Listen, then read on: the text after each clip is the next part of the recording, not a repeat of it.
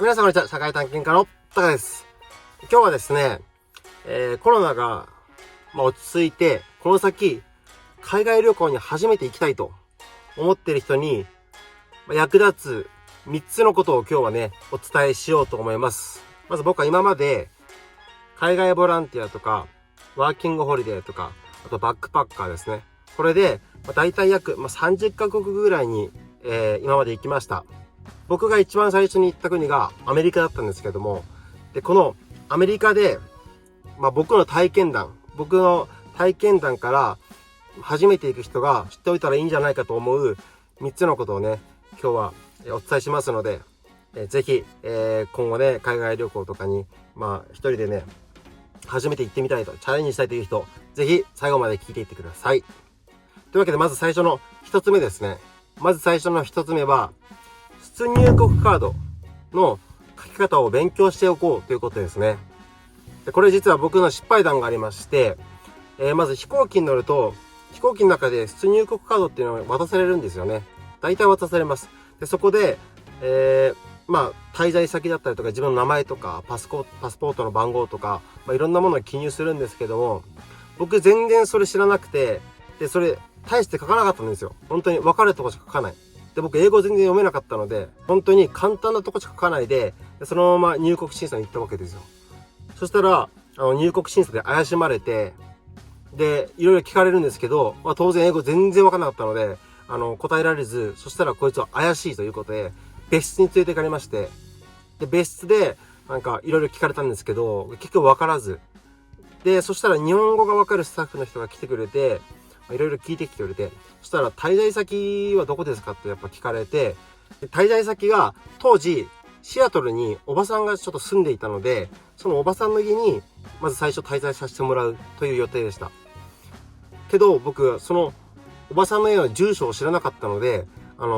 住所聞かれても、おばさんの家に行くって言ったんですけど、住所わからないって言って、で、それで結局また怪しまれて、最終的にその電話番号を知っていたので、おばさんの。そのおばさんに、その空港のスタッフの人が電話してくれて、僕は怪しくないという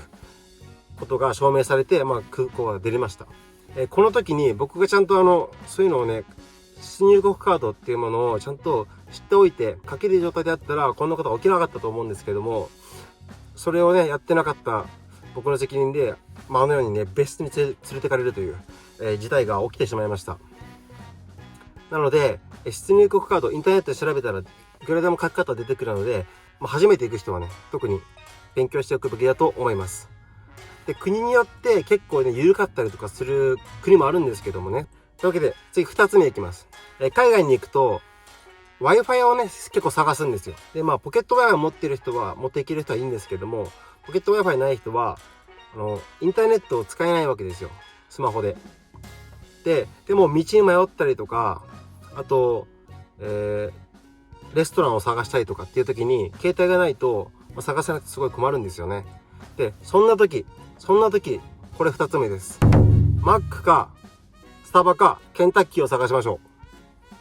う。なぜかというと、マックかスタバかケンタッキー、どこに行っても Wi-Fi は使えます。だいたいフリー Wi-Fi が通ってますから、そこで Wi-Fi を使わせてもらえれば、インターネット使えます。で結構インターネットって使えるとね、すごい安心するんですよ。そこでSNS 投稿とかもできるので、もうね、結構僕は特に一番使わせてもらったのはやっぱ Mac ですね。別に Mac かスタバか、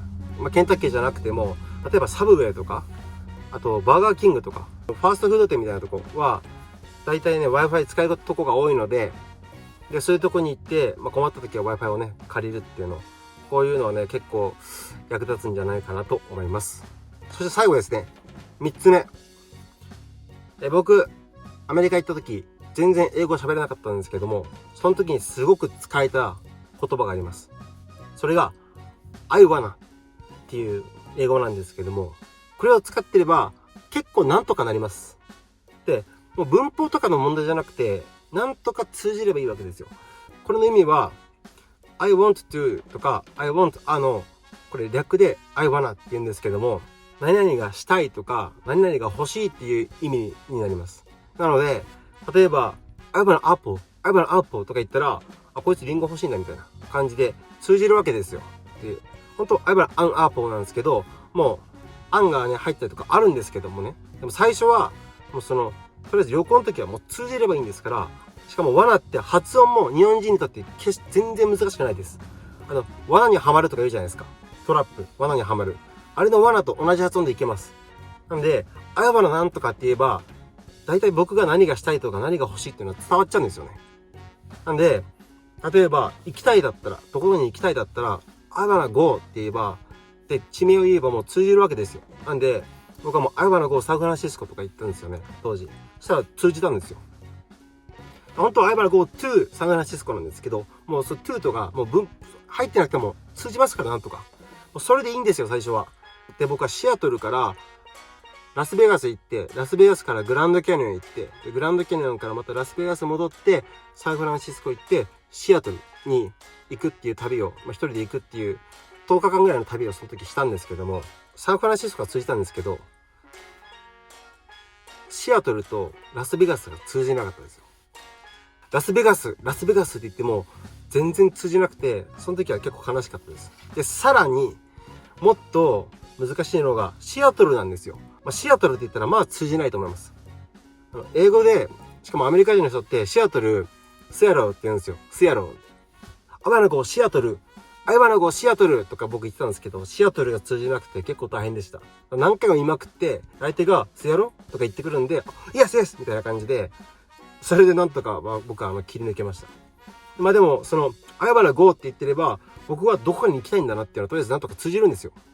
で、レストランとかも、なんて注文すればいいかわかんないですよね。でもとりあえず、アイバラ THIS ってメニュー表さして、アイバラ THIS とか言ってれば、俺これが欲しいっていうのは、なんとか通じるわけですよ。とりあえずそれで、それで十分だと思います。結構英語圏じゃなくても、英語を通じるところが多いんで、英語通じるとこであれば、アイバナって言えば大体分かってくれると思うんですけど、アイバナって僕はすごい便利だなと思ってます。というわけで、この3つですね。まずは、出入国カードの勉強をしておきましょう。2つ目は、ネットを使いたかったら、マックかスタバか、ケンタッキーに行きましょうと。で、最後の3つ目。3つ目が、アイバナを使っておけば、どうにかなる。この3つです。とりあえずこの3つ、初めて、海外に、今後ですね、行こうと思っている人、知っておいても決して損はないと思います。全く英語喋れなかった、当時全く喋れなかった僕が結構ねどうにかなったので、というわけでですね、今回の動画は今後初めて海外旅行に挑戦したいと思っている人に役立つ3つのことでした。